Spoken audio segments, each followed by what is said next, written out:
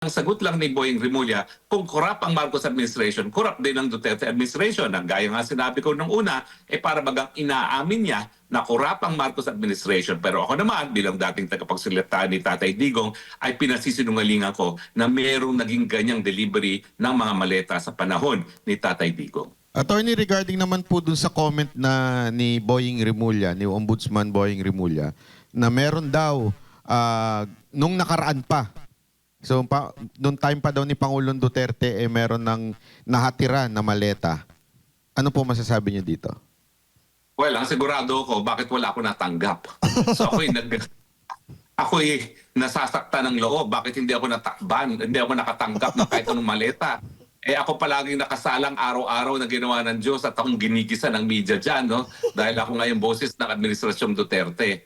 Siguro siya nakatanggap. So, Boying, pahingi naman dyan, no? Di ba? Huwag mo naman suluhin yan. Nakatanggap ka na pala dati. Lalong mas marami ka natanggap ngayon dahil talagang limpak-limpak ang mga na-deliver dito mga Marines nito. Pero attorney, would you consider that na relevant yung kung nakatanggap ba ay noong panumpa ni Pangulong Duterte, may nangyayari na o ngayon? Importante ba yun o anong pinapatunayan nun? Lokohan nga po yan eh. Kasi ang dapat natin tinitignan kung totoo nga ba yung sinabi ng mga Marines. At marami naman talagang bagay-bagay na po pwedeng ma-verify. Yung mga addresses, yung mga larawan, yung mga helicopter, mga eroplano. Yan ang dapat tignan.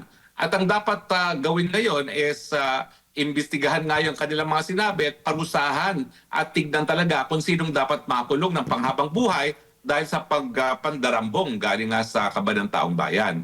Hindi po pwede yun na magnanakaw kayo dyan sa gobyerno. Ang sagot, magnanakaw din kayo. Well, una-una, no? Wala naman pong naniniwala doon sa sinasabi nila na nagkaroon ng lantarang korupsyon sa panahon ni Presidente Duterte. Dahil ang problema ko nun talaga as spokesperson, paano ma-explain kung bakit yung mga pinakamalalapit pa kay Presidente sa panahon ng kampanya at sa gabinete ang unang-unang natanggal sa mga posisyon.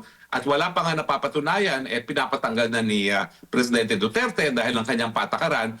Even a whiff of corruption ay sapat para masibak sa pwesto ang isang opisyales sa gabinete ni Tatay Digong.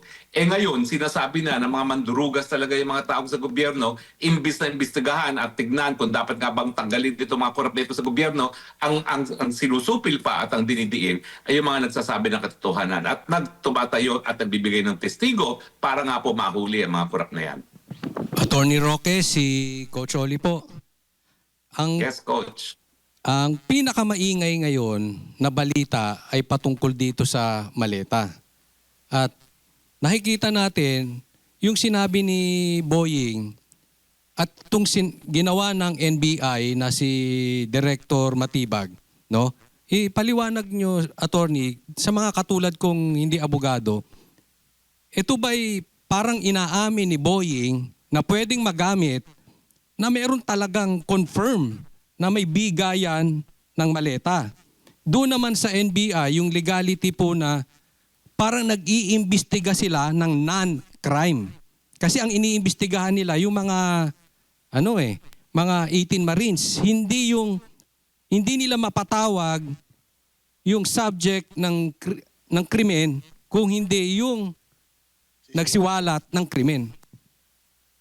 Well, tama ka dyan, Coach, no? Kasi parang sinasabi ni Boying Rimulya, huwag kayong magreklamo na nagde-deliver ng maleta sa panahon ni Presidente Marcos dahil nagsimula yan sa panahon ni Presidente Duterte. Ako po ay pinasisinungalingan ko na nagkaroon ng kahit anong delivery sa maleta. Pero yung sa sinabi ni Ombudsman Rimulya, parang inaamin niya, totoo, nagkakabigayan, nagkakaroon ng delivery ng maleta, pero nagsimula yan sa panahon ni Tatay Duterte, ni Tatay Digong, no? So kalokohan po yan dahil unang-una, hindi ko alam kung siya talaga ay naging kabahagi ng gobyerno nung panahon ni Tatay Digong dahil nung ako'y nasa Kongreso, 17 Congress, wala naman siya sa Kongreso noon, no? So hindi ko alam kung bakit may nalalaman siyang bigayan ng maleta na gaya ng sinasabi niya. Pero that is in effect po, talagang an indirect admission na may katotohanan itong lantarang korupsyon at pagdideliver ng mga mali-malitang mga basura sa administrasyon ni Duterte. Pagdating naman doon po sa 18 Marines, no, sila po ay nagpunta roon bilang mga testigo sa krimen ng plunder. Pero nangyayari, sila ngayon ang iniimbestigahan. Hindi ko alam kung anong krimen ang ipapataw nila o ikakaso nila laban dito sa mga Marines, pero pwede po yung incitement to sedition dahil napakababa naman ng ng parusa para labang sa perjury, at ang sigurado ko, gusto nilang ikulong na matagalan para mapatahimik yung mga Marino na yan. So yung mga testigo ngayon ang lumalabas, sila ang iniimbestigahan, samantalang dapat yung mga tao na sinisiwalat nila na mga korap sa gobyerno ang dapat imbestigahan ng NBI. Attorney, si paring RJ po. Alam naman natin Yes, na RJ. yung sinasabi ni Boying isang malaking kalokohan at walang maniniwala. Sa tingin nyo, bakit niya pa rin yan sinasabi? Bakit dinidikit niya pa rin yan sa mga Duterte? Hindi, ano yun natin yung eksaktong Desperado na, sinabi. kasi- Attorney, Oo. ito yung eksaktong sinabi ni Oo. ni Boying Remulla. Ang eksaktong sinabi niya, meron daw siyang isang intel na hindi daw niya pwedeng pangalanan na nagsasabi na yung isa sa mga images na ginamit nitong 18 Marines ay nung panahon pa ni Alan Lord Velasco. Oh, so hindi daw pwedeng pangalanan itong kanyang nakausap. Ano yung Well- pwede niyong i-connect doon sa tanong ni RJ? Well, unang-una sa batas, dahil ito'y intel, chismis lang yan. Yan ay hindi pa na pinasumpaan ng kahit sino. Samantalang ang mga Marines nag-execute na ng notaryadong dokumento na isang public document na po pwedeng maging dahilan na para sila ay mapatawa ng parusa ng pagkakakulong kung sila ay nagsisinungaling. So walang ganyang notaryadong affidavit ang binibigay nitong sinasabi niyang impormante. Pangalawa, ano ang relevance nun dun sa katotohanan na nakasaad sa affidavit ng mga 18 Marines? Yan ay immaterial, irrelevant doon sa mga sinasabi nila na nag-deliver sila ng mga mali-malitang mga basura sa mga korap na tao sa gobyerno dahil ang sagot lang ni Boying Remulla, kung korap ang Marcos administration, korap din ang Duterte administration. Ang gaya nga sinabi ko nung una, para bagang inaamin niya na korap ang Marcos administration. Pero ako naman, bilang dating tagapagsalita ni Tatay Digong, ay pinasisinungalingan ko na mayroong naging ganyang delivery ng mga maleta sa panahon ni Tatay Digong. Attorney, sa mga ganyang ginagawa ng isang ombudsman, may kaukulang parusa po ba yan? Kasi ngayon lang ho kasi kami nakakita ng isang ombudsman na nakatulad ni Boying Remulla. Well, ang ombudsman po ay isang impeachable officer, no? At isa sa basehan ng impeachment ay ang betrayal of public trust. At sa tingin ko, kung ganyan ang kanyang pamamaraan sa pag-iimbestiga, po pwede natin matawag yan na pagtataksil sa tiwalang binigay sa kanya dahil ang dapat niya gawin bilang ombudsman talagang siya mag-imbestiga doon sa katotohanan ng sinasabi ng mga Marines. At hindi siya yung magdidismiss dyan na huwag nang paniwalaan yan dahil yan ay puro kasinungalingan lamang. Trabaho po niya yun. Siya ang mag-imbestiga. Dapat nga motu proprio, miski walang nagrereklamo. Pero itong mga lumutang na mga Marines, yan ay mga testigo na, mga complainants na at dapat talagang tignan ang katotohanan ng mga sinasabi nila. So dereliction of duty po yan kung hindi niya iimbestiga ng sinabi ng mga Marines at syempre po, no, iskandalo ng tuluyan kung ang mga nagsisiwalat ng katotohanan ang siya pa ngayong kakasuhan. Katulad po niyan, attorney, yung sinasabi niya, binibintang niya na naman sa mga Duterte ang mali-malitang pera na yan. Anong pwedeng mga kasong isampa sa kanya o sakali po?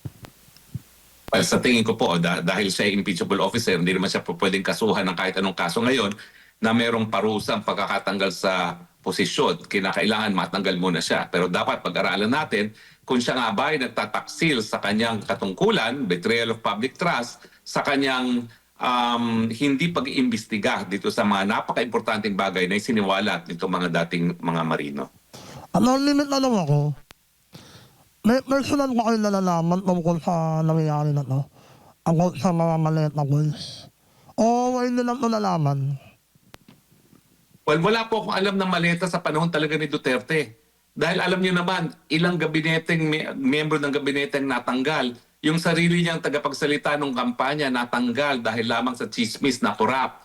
So ito, chismis pa lang, tinatanggal na ni Tatay Digong. Ito na, may larawan na, may ebidensya na, wala pa rin ginagawa itong gobyernong ito. Pinagtatakban pa. Kasi nga, ang mga nadeliberan, no less than the President himself, no? At mukhang ang problema talaga natin ay hindi lang sa mga miyembro ng gabinete, Hindi lang sa mga matataas na mga opisyalis ng gobyerno, ang problema natin yung presidente mismo. Pangalawang beses nang nadawit ang presidente rito, no? Unang-una nga, itong mga Marines na nag-deliver sila doon sa Malacanang. Tapos si Zaldico na nagsabi na siya mismo nag-deliver. At siyempre, meron pang mga yung kamag-anak ni dating E.S. Bersamin na di umano ay pinagbigyan nga no ni Zaldico ng pera yung kanilang kubra doon sa 100 billion na insertions na ipinasok ni Presidenteng Bangag noong 2025 budget. No? So lahat yan po ay napakahirap na pasinungalingan na ang sasabihin lang ng ombudsman ay anyway, nung panahon ng Duterte, nangyayari rin yan. Hindi po. Dapat yan tignan kung tama ba yung sinasabi ni Zaldico. At sa tingin ko naman, yung mga sinasabi ni Zaldico ay nagtutugma doon sa mga sinasabi ni Gutesa at saka nitong mga Marines.